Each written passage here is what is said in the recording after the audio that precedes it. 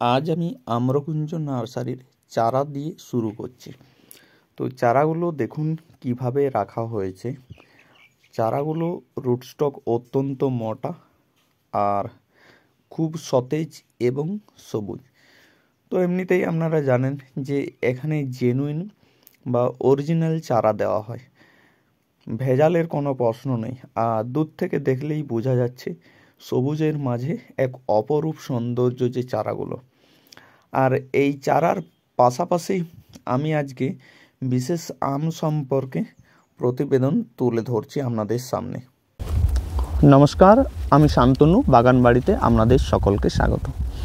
আজকে আমি আম্রকুঞ্জ নার্সারির 4 নম্বর পার্ট যেটা, সেখানে এলাম এবং এখানে বেশ কিছু বিদেশি ভ্যারাইটির আম যেগুলো অত্যন্ত ফেমাস এবং অদূর ভবিষ্যতে এটা কমার্শিয়ালের জন্য যথেষ্ট উপযোগী হবে বলে বিভিন্ন মাধ্যমে জানা যাচ্ছে।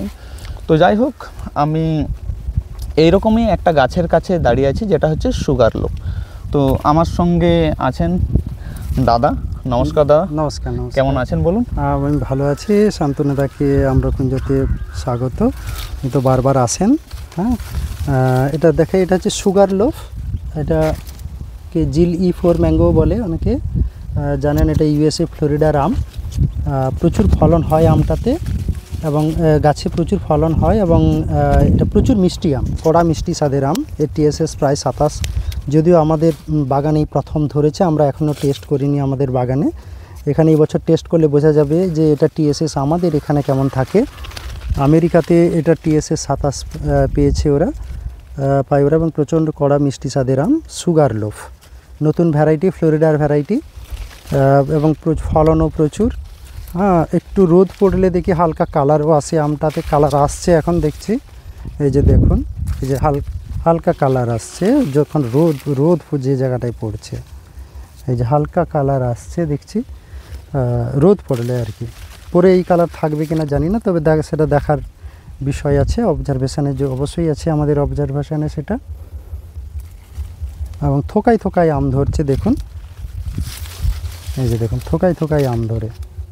আমটা মানে ভালো ফলন খুবই ভালো যা দেখছি। সুগারলোফ এবং বড় সাইজের আম হয়, খুবই বড় সাইজের আম হয় সুগারলোফ।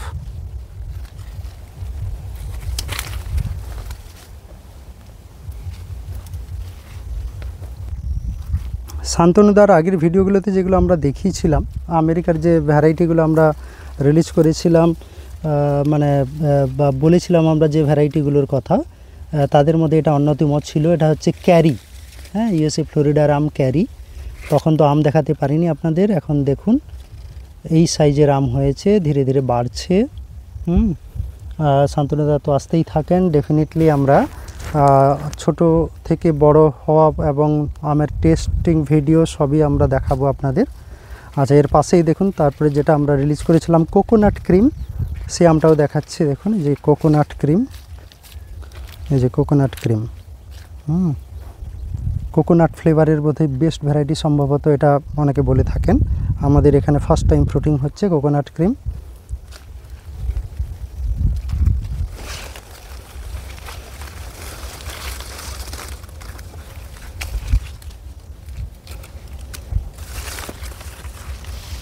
এই আমটা তো সবাই জানেন, মানে বেশিরভাগ লোকেই জানেন। এটা আমেরিকার একটা বিখ্যাত আম, রঙিন আম, অনেক বড় সাইজের আম হয়। এটা হচ্ছে ভ্যালেন্সিয়া প্রাইড।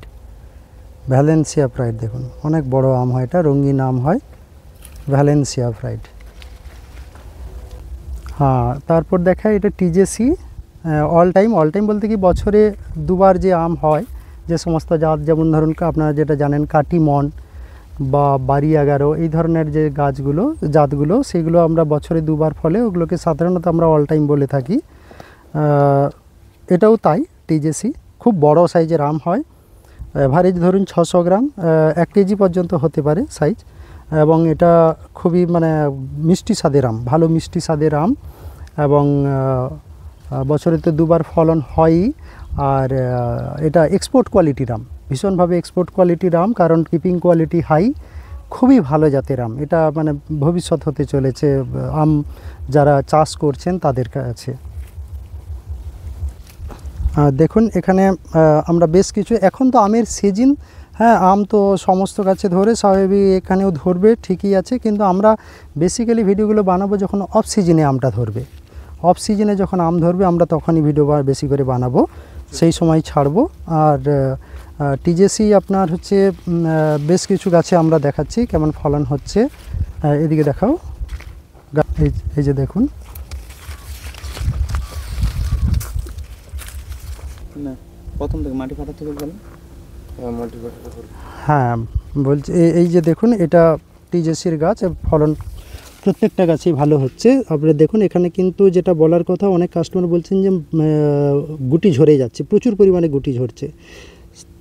তার জন্য যে কটা কাজ করণীয় সেটা হচ্ছে যে ময়েশ্চার মেনটেন মাটিতে। দেখুন মাটিটা এখানে ফেটে গেছে, মানে ময়েশ্চার বিলকুল মানে একেবারেই কম, তো যে কারণে মাটিটা ফেটেছে। এখানে আরও 2 দিন আগে এখানে জল দিতে হতো, জল দেওয়া হয়নি, 2 দিন আগে জল দিতে হতো। স্বাভাবিকভাবেই দেখুন গুটি ঝরছে, এই যে দেখুন গুটি ঝরছে।